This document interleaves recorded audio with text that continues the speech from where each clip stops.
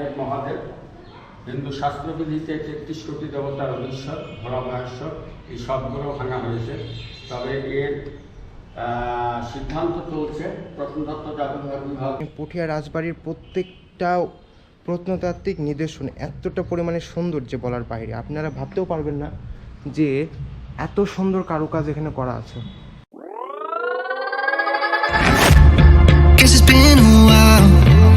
Since I fell in love, but after last time, don't wanna mess things up.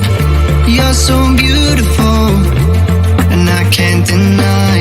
My heart is always with you. My head's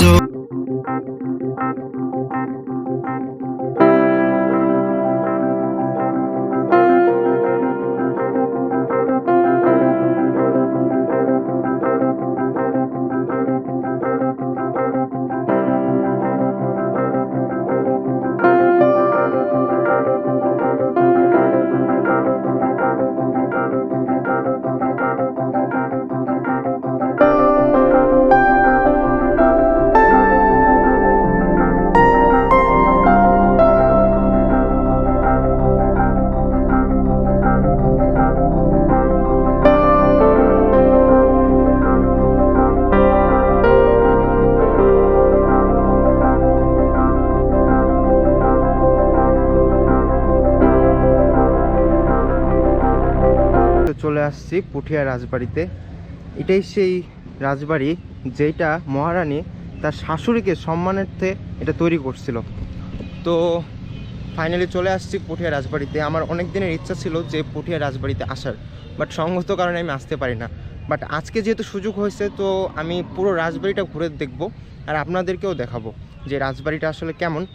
আগের ভিডিওতে আপনারা দেখছেন যে আমি নাটোর রাজবাড়িতে গেছিলাম, সেটা মোটামুটি ভালোই ছিল দেখতে, বাট এটা তার থেকেও বিশাল, মানে অনেক সুন্দর। তো এই বিল্ডিংটা যেটা দেখতেছেন এটা তৈরি করা হয়েছিল 1895 খ্রিস্টাব্দে। তো এটাই সেই রাজবাড়ি। তো এখন পুরো রাজবাড়িটা ঘুরে দেখব আর আপনাদেরকে দেখাবো। তো চলেন দেরি না করে শুরু করা যাক আজকের ভিডিও। তো গাইস, আমি যেটা ভাবলাম যে আগের ভিডিওর মতো এই ভিডিওতে আমি সবার প্রথমে পুরো এরিয়াটার একটা সিনেমেটিক ভিউ আপনাদেরকে দেখাবো, যাতে আপনাদেরকে বুঝতে সুবিধা হয়। তো শুরু করা যাক আজকের সিনেমেটিক ভিউ। দেখতে থাকুন আর এনজয় করতে থাকুন।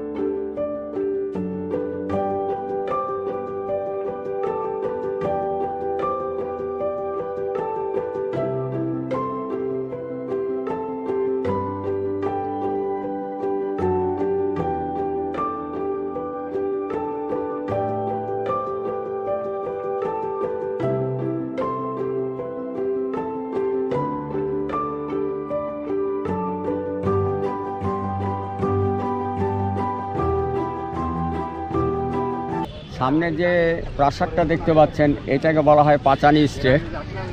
এটা হচ্ছে আপনার জমিদার বাড়ি নয়, এটা এখানে বিচার কার্যালয় অনুষ্ঠিত হতো। এইটা এখন বর্তমান প্রত্নতত্ত্ব জাদুঘর অধিদপ্তরের পক্ষ থেকে এটাকে জাদুঘর করা হয়েছে। এটা 1895 খ্রিস্টাব্দে নির্মিত, আর এটাকে নতুনভাবে সংস্কার করে এটা জাদুঘর করা হয়েছে। এখন বর্তমানে এটা জাদুঘর হিসাবে ব্যবহৃত করা হয়। গাইস, পিছিয়ে একটা মন্দির দেখতে পাচ্ছেন। এখন আমরা বিশ্বনাথ দাদুর কাছ থেকে এই মন্দিরের ব্যাপারে পুরোটা জানবো। তো চলুন শুনে আসছি এনার কাছ থেকে মন্দিরের পুরো ইতিহাসটা। দাদু বলেন। মন্দিরটা আপনার শিব মন্দিরের দক্ষিণ সাইডে অবস্থিত, পূর্ব দক্ষিণ কর্নারে। জি। এটাকে বলা হয় 4 তলা বিশিষ্ট। দেখুন খেয়াল করে, 4 তলা বিশিষ্ট। এটাকে বলা হয় দোল মন্দির বা অনেকেই দোল মঞ্চ বলে থাকেন। এটা ফাল্গুন মাসে যখন সনাতন ধর্মে মা বোনদের যখন ইয়েটা হয়, আপনার দোলযাত্রা হয়, তখন এটাকে 3 দিন রাধা গোবিন্দকে বা রাধাকৃষ্ণকে নিয়ে এসে এখানে প্রতিষ্ঠিত করে এখানে ভোগ রাগ হতো। আর এটা হচ্ছে 4 তলা বিশিষ্ট, এটাকে বলা হয় দোল মন্দির। এটা 1897 খ্রিস্টাব্দে নির্মিত। এই মন্দিরটা নির্মাণ করছেন ভূপেন্দ্রনারায়ণ রায়। তবে আমরা যেটা দাঁড়িয়ে আছি এটাকে বলা হয় ভুবনেশ্বর শিব মন্দির। জি। এই মন্দিরটা 1232 সনে নির্মাণ হইয়াছিল বঙ্গাব্দ। এটাকে পঞ্চরত্ন বলা হয়। এটা পঞ্চরত্ন কেন বলা হয় অনেকেই প্রশ্ন করে থাকেন দর্শনার্থীরা। পঞ্চরত্ন মানে রত্ন বলতে এটা প্রত্নরত্ন, এই জন্য এটাকে পঞ্চরত্ন বলা হয়, প্রত্ন সম্পদ বলা হয়। এটা গণপ্রজাতন্ত্রী বাংলাদেশ সরকারের প্রত্নতত্ত্ব জাদুঘর অধিদপ্তর সমস্ত পুরাকীর্তিগুলো অধিগ্রহণ করিয়াছেন এটা 75 সালে। আর 77 এপ্রিলে 22 তারিখে আমার জয়নিং ডে এই প্রত্নতত্ত্ব বিভাগে। আর আমি 15 সালে আপনাদের দোয়ায়, আমার রাসূলের দোয়ায় আমি অবসরপ্রাপ্ত। পঞ্চরত্ন 5 গম্বুজ বিশিষ্ট কি পঞ্চরত্ন বলা হয়। আপনি নিচে গেলে লক্ষ্য করতে পারবেন আপনারা যে উপরে 5টা টাওয়ার রয়েছে, সামনের দিকে 2টো, মিডিল স্টেজে 1টা, আর পেছন সাইডে আছে 2টো। এই জন্যে এটাকে পঞ্চরত্ন বলা হয়, 5 গম্বুজ বিশিষ্টকে পঞ্চরত্ন বলা হয়। আর ভিতরে যে শিবশিলাটা দেখা যাচ্ছে এটা সম্পূর্ণ হচ্ছে ব্ল্যাক স্টোন, কষ্টি পাথরের। জি। And this time is the very secret. Always time security guard is stay here. Another body not going to that place. And also government property. এটা সাবকন্টিনেন্টসের ভিতরে এটা সবচেয়ে বৃহত্তম, বিশেষ করে এটা ফরেনারদের মন্তব্য। আর আমরা সামনে যে গেটটা দেখতে পাচ্ছি দেখুন লক্ষ্য করে, এই এটাকে বেলে পাথর বলা হয়। এটাও এক সময় ইন্ডিয়া অন্ধ্রপ্রদেশ থেকে নিয়ে এসে এখানে কনস্ট্রাকশন করা হয়েছে গেটটা। আর এই মন্দিরটায় দৈনন্দিন পুজো হয় সকাল সন্ধ্যায়, এবং বাৎসরিক অনুষ্ঠান হয় আপনার মার্চের দিকে, শিবরাত্রি বলা হয়। আর একটি অনুষ্ঠান হয় সেটা আগস্টের দিকে, সেটাকে বলা হয় বোম্বম। আর এই যে বাইরে পোর্শনে যে ইয়েগুলো দেখছেন আপনি, এই যে ভাঙচুর, এটা 1971-এ পাকিস্তান হানাদার বাহিনী এইগুলার উপরে হামলা করে এটাকে ভাঙচুর করা হয়েছে। সামনে একটা মন্দির আছে দেখুন, এটাকে বলা হয় 1 গম্বুজ বিশিষ্ট। এটাকে বলা হয় জগন্নাথ মন্দির বা অনেকেই বলে থাকেন রথ মন্দির। একই সময় পাশাপাশি ওটাও নির্মাণ হয়েছিল। এবার পেছন সাইডে আসুন, বন্ধ করব।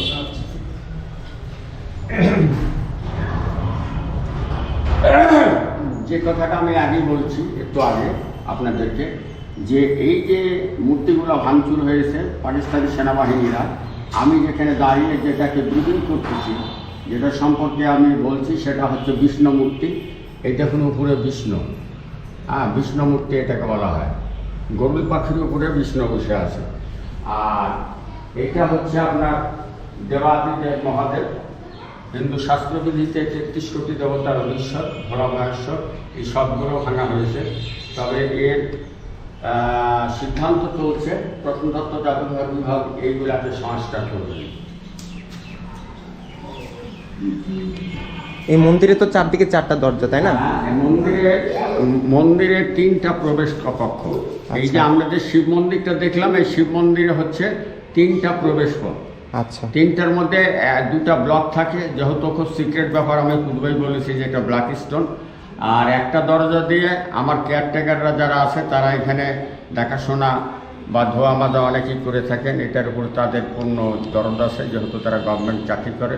আমি যখন করতাম আমারও দায়িত্ব ছিল, ওটা আমার কলিগ হয় সোহরাব হোসেন। এইবারে আমরা যাব। আচ্ছা দাদু, এই শিব মন্দিরে হ্যাঁ। বছরে কয়টা পুজো হয়ে থাকে? বছরে দৈনন্দিন পুজো হয় সকাল সন্ধ্যায়, তারপরে বছরে আপনার 2টো পুজো হয়। একটা হচ্ছে মার্চের দিকে, যেটাকে বলা হয় শিবরাত্রি, আচ্ছা। আর একটা আগস্টের দিকে হয়, সেটাকে বলা হয় ভোলে বোম বাবা। তা ভোলে বোম বাবাটা খুব ইন্টারেস্টিং। অনেক অনেক ভক্তরা, হিন্দু মুসলমান জাতি নির্বিশেষে এই ধর্মীয় অনুষ্ঠানটা উদযাপন করা হয়, সেটা আগস্টের দিকে। এইবার চলুন আমরা ঘাটের দিকে যাই।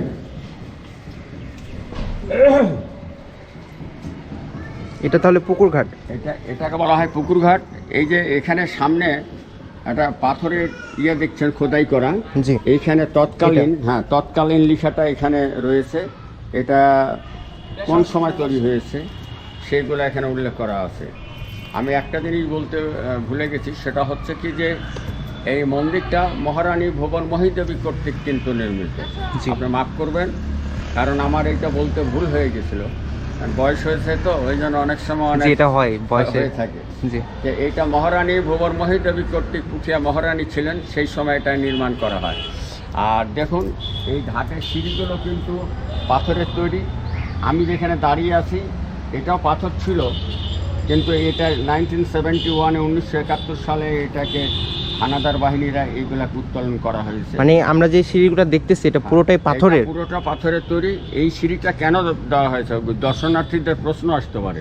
জি। এই পুজোর সময়, শিবরাত্রি বা দৈনন্দিন পুজোর সময় যারা দায়িত্বে থাকতেন পুজো ব্রাহ্মণ, তারা এখান থেকে এই পুকুর থেকে পানি উত্তোলন করে ভিতরে নিয়ে যা পূজা পার্বণ করতেন। আর সামনে একটা দেখছেন মন্দির ভগ্নস্তরের, এই মন্দিরটা, এই মন্দিরটাকে বলা হয় কালী মন্দির। এইটা আপনার 1947 সালে যখন দেশ বিভক্ত হয় তার পরপরই এটাকে ভাঙচুর করা হয়েছে। পরবর্তী সময় আমি বা আমার সন্তান লিটন কুমার দাস এখন বাঘা মসজিদের দায়িত্বে আছে, উনি প্রত্নতত্ত্ব বিভাগের স্টাফ। ওইটাকে কনস্ট্রাকশন করে 7-8 বার পুজো করা হয়েছে, বা হিন্দু সমাজ এটাকে এখনও সম্মান প্রদর্শন করে থাকেন। আর এই যে দিঘিগুলো দেখতেছেন, মানে এগুলো পুকুর না, এগুলো দিঘি? হ্যাঁ, এটা দিঘি বলা যাবে। এই আমি বলছি এই পুকুরগুলো এই প্রাসাদের চারিপাশে দিয়ে এটাকে বেষ্টন করা হয়েছে। এই বেষ্টনটা কেন করা হয়েছিল? এই বেষ্টনটা করা হয়েছিল জলদস্যুদের কবল হইতে এই প্রাসাদকে রক্ষা করার জন্য। তখন তো জলদস্যুদের আক্রমণ বেশি ছিল, কারণ বড় বড় ডাকাতরা জল পেরিয়ে এসে তারপরে ডাকাতি করতে রাজপ্রাসাদে, যাতে আসতে না পারে। এক সময় 4টি গেট ছিল এই পুকুরে, 4টি গেটের মধ্যে 3টা গেট বিধ্বস্ত হয়েছে। একটা গেটের কিছু অংশ পূর্ব দিকে অবস্থিত, সেটা হচ্ছে এই মন্দিরের পূর্ব সাইডে একটা গেট আছে, ভগ্নস্তরের গেট। এইভাবে এই দিঘিগুলো দেওয়া হয়েছে। এই যে এই মন্দিরের চারিপাশে যেটা দেখছেন, এইটাকে বলা হয় পোড়া মাটি বলা যাবে না, কিন্তু অলঙ্করণ কাজ বলা যাবে, কারণ এটা স্টোনের উপরে অলঙ্করণ করা হয়েছে। পাথরের উপরে খোদাই করে এটা করা হয়েছে। এটা চারিপাশে দিয়ে কিন্তু রয়েছে, এবং মূর্তিগুলা যে কথাটা বললাম ভেতর পর্ষণও আছে, এবং বাইরের দিকেও কিন্তু আপনার মূর্তিগুলো ছিল, যেগুলো সম্পূর্ণ 1971 পাকিস্তান হানাদার বাহিনী এইগুলাকে মানে ধ্বংস করছে তারা। আর এই যে বালাগুলো দেখছেন শিব মন্দিরের, এগুলো দেওয়ার কারণ কি? এই শিব মন্দিরের বালাটা হচ্ছে যখন শিবরাত্রি উদযাপন করা হতো, তখন কিন্তু এই বালা দিয়ে এই মন্দিরটাকে ডেকোরেশন করা হতো, আলোকসজ্জায় সুসজ্জিত করা হতো। দর্শনার্থীরা এইটা দেখে আনন্দ উপভোগ করতেন, এবং বিশেষ করে হিন্দু মুসলমান জাতি নির্বিশেষে অদ্যাবধি পর্যন্ত এই অনুষ্ঠান উদযাপন করা হয়। এই শিকলটা কি সেই সময় থেকে আছে? এই শিকলটা তৎকালীন নির্মিত। আচ্ছা। আমি চাকরি জীবন থেকে 38 বছর চাকরি করেছি, তখন থেকেই আমি দেখছি এটা এইভাবে রয়েছে। আর এই মেঝেটার উপরে কিছু কিছু জায়গায় লক্ষ্য করে দেখুন, কিছু কিছু জায়গায় আপনার পাথরের নির্মিত। হ্যাঁ, ওই পাশে আর মাঝখানে কিছু কিছু জায়গায় সিমেন্ট বালু দিয়ে এটা প্রত্নতত্ত্ব জাদুঘর অধিদপ্তর বাংলাদেশ সরকার এটা করেছেন। সো গাইস, আপনারা শিব মন্দিরের ইতিহাস সম্পর্কে জানলেন। এই দাদুটা এখানে চাকরি করতো, গত 38 বছর থেকে ইনি এখানে চাকরি করছেন। বর্তমানে আপনি রিটায়ার্ড করছেন? আমি রিটায়ার্ড, আমি অবসরপ্রাপ্ত। জি। তো আপনারা এখানে আসলে ওনাকে দেখতে পাবেন অবশ্যই। তো আপনারা ওনার সহযোগিতা নিয়ে পুরোটা ঘুরতেও পারবেন। উনি অত্যন্ত ভালো মনের মানুষ। গাইস, আমি এখন একটা মন্দিরে আছি। মন্দিরের নামটা সঙ্গত কারণে আমার জানা নেই। জাস্ট আপনি একটু দেখুন, মন্দিরের কারুকাজগুলো এতটা সুন্দর বলার বাইরে। মানে পুঠিয়া রাজবাড়ির প্রত্যেকটা প্রত্নতাত্ত্বিক নিদর্শন এতটা পরিমাণে সুন্দর যে বলার বাইরে। আপনারা ভাবতেও পারবেন না যে এত সুন্দর কারুকাজ এখানে করা আছে।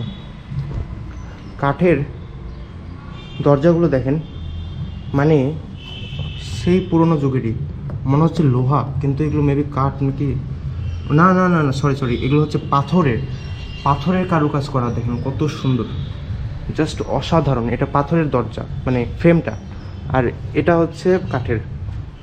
জাস্ট অসাধারণ, দেখেন কতটা সুন্দর। গাইস, আমি এখন মেন মন্দিরটাতে আসছি।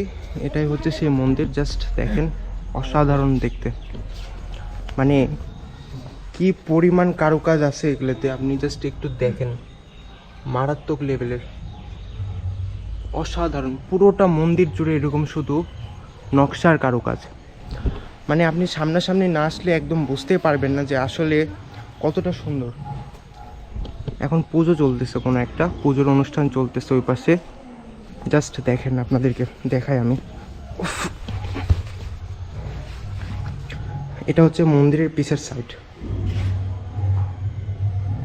কত সুন্দর। জাস্ট দেখেন একটাবার। আপনি সামনাসামনি না আসলে একেবারে বুঝতে পারবেন না যে কত সুন্দর। মানে আপনি দেখলে দেখতেই থাকবেন শুধু। এগুলো মেবি পোড়ামাটির ফলক নাকি আমার জানা নেই, বাট এত সুন্দর কারুকাজ, মাথা নষ্ট।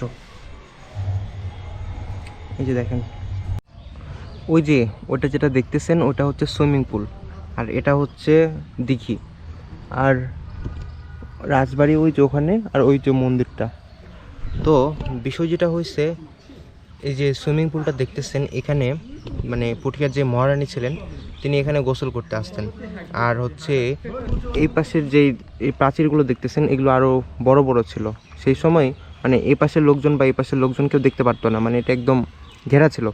তো তিনি একা গোসল করতে আসছেন না, তার সঙ্গে তার 7 থেকে 8 জন, মানে কি বলে ওগুলোকে, দাসী না কি বলে, ওসব আসতো। তো এই তো এটা। আর চলেন, ওই পাশে কয়েকটা জায়গা আছে দেখাবো, দেখানোর পরে বাসায় যাওয়ার সময় হয়ে গেছে। আজকের ভিডিওটা অনেক লম্বা হয়ে গেছে, ছোট করতে চেয়েও আমি ছোট করতে পারি নাই। তো চলেন ওইদিকে যাই, তারপর দেখাচ্ছি ওখানে কি আছে। জাস্ট একটু দেখেন পোড়ামাটির ফলকের কার্য প্রণালী, মানে এত সুন্দরভাবে পোড়ামাটির ফলক দিয়ে কাজ করা হয়েছে, নিজের চোখে না দেখলে বুঝতে পারবেন না। অসম্ভব রকম সুন্দর। পিছে যেটা দেখতে পাচ্ছেন এটাকে বলা হয় বাংলার কুঁড়েঘর, কারণ আগের যুগে বাংলার কুঁড়েঘরগুলো ছিল এরকমই, আর সেই জন্য এটা এইভাবে বানানো হয়েছে। বর্তমানে এটা এখন ঘেরাও করা, মানে সাধারণের জন্য প্রবেশ নিষেধ। তো পুরোটাই হচ্ছে পোড়ামাটির ফলক দিয়ে কাজ করা, মানে প্রত্যেকটা দেওয়ালের প্রত্যেকটা নকশাতে এক একটা করে কাহিনী উল্লেখ করা আছে পোড়ামাটির ফলক দিয়ে। সো গাইস, এই তো পুঠিয়া রাজবাড়িতে দেখার মতো আর কিছু নাই। আরেকটা জায়গা আছে, সেটা হচ্ছে চারানা জমিদার বাড়ি। মানে রাজার যে ছেলেপেলেগুলো ছিল সেগুলো হচ্ছে জমি জমা সম্পদ ভাগ করে নেওয়ার পর সবাই যার সম্পদে থাকতে শুরু করলো, কিন্তু যখন ওই জমিদারি প্রথা বিলুপ্ত হয়ে গেল তখন ওই সব জায়গাগুলো মানে আর খুব একটা ভালো থাকলো না, তার জন্য এগুলো ধ্বংসস্তূপে পরিণত হয়েছে। মানে দেখার মতো তেমন কিছু নেই, ভাঙাচোরা ঘরবাড়ি এসবই। তো আমি যে নাটোর রাজবাড়িতে দেখাইলাম, যেসব দেখলেন ভাঙাচোরা, ওর থেকেও খারাপভাবে অবস্থায় আছে, সেজন্য আর চারানা জমিদার বাড়িতে আমি গেলাম না। তো আমি চাইবো যে আপনারা সামনাসামনি এসে এই জায়গাটা ঘুরে দেখেন, তাহলে আপনারা বুঝতে পারবেন জায়গাটা আসলে কত সুন্দর। তো আর কি বলবো, যা দেখানো তা তো দেখানো হলো। সো গাইস, এই তো এটাই ছিল আজকের ভিডিও। আশা করি ভিডিওটা আপনাদের ভালো লাগছে। যদি ভালো লাগে লাইক করবেন, শেয়ার করবেন, আর আমার চ্যানেলটা সাবস্ক্রাইব করবেন।